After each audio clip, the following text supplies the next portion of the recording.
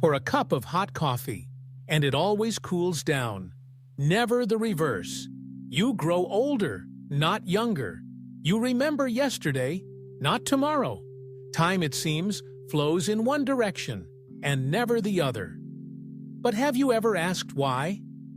Welcome back to Infinity Beyond. In this segment, we explore one of the deepest puzzles in all of science, the arrow of time. Why does time move forward? And if the laws of physics don't care about direction, why does reality? Let's start at the microscopic level. The most fundamental laws of nature, Newton's laws of motion, Maxwell's equations for electromagnetism, and even the equations of quantum mechanics are time-symmetric. This means that if you filmed a single atom bouncing around in a box and then played the video in reverse, it would still obey the laws of physics perfectly. You wouldn't be able to tell which direction was forward and which was backward. Nature, on this small scale, doesn't prefer one direction of time over another.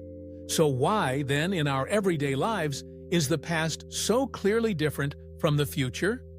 The answer lies not in the microscopic rules, but in the macroscopic patterns they create. And the key to this lies in thermodynamics. Specifically, the second law of thermodynamics, which states that in a closed system, entropy, a measure of disorder, always increases over time. Entropy is often misunderstood. It doesn't mean chaos. It means the number of possible microstates that a system can have. A tidy room has fewer microstates.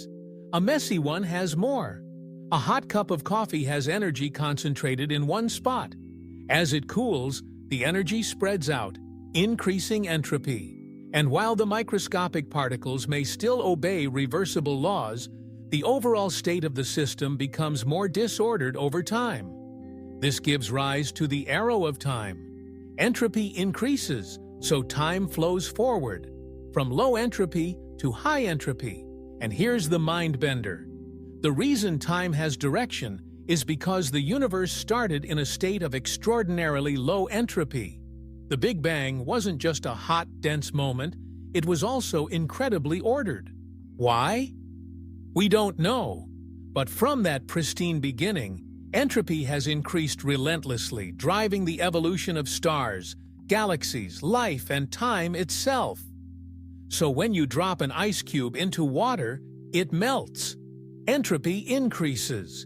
It's highly unlikely, statistically, for the molecules to spontaneously reassemble into ice.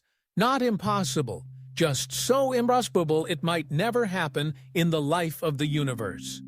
This statistical unlikelihood gives time its direction. And it's not just coffee and ice cubes. Memory, causality, and even consciousness are built around the arrow of time. We remember the low-entropy past, not the high-entropy future. Our brains, cameras, and biological systems are all thermodynamic machines.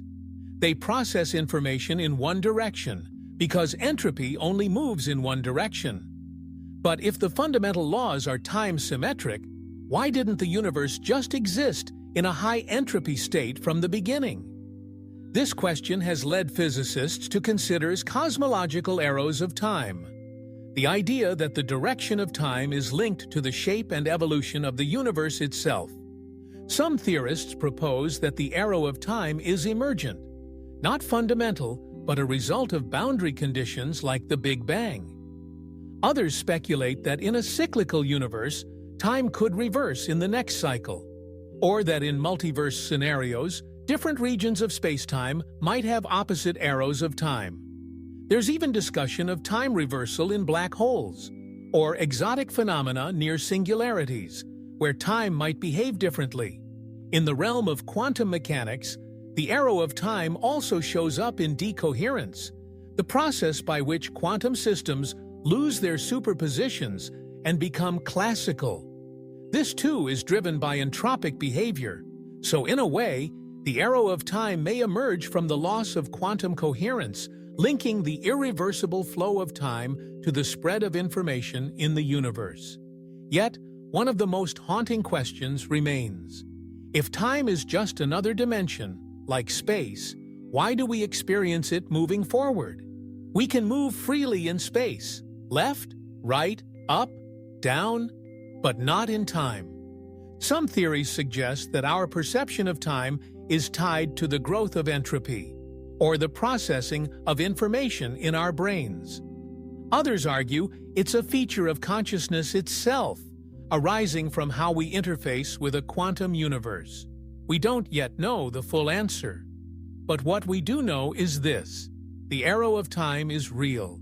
It shapes every event, every memory, every heartbeat. It's why stars age, why galaxies evolve, why civilizations rise and fall, and why we, here and now, remember yesterday, but not tomorrow.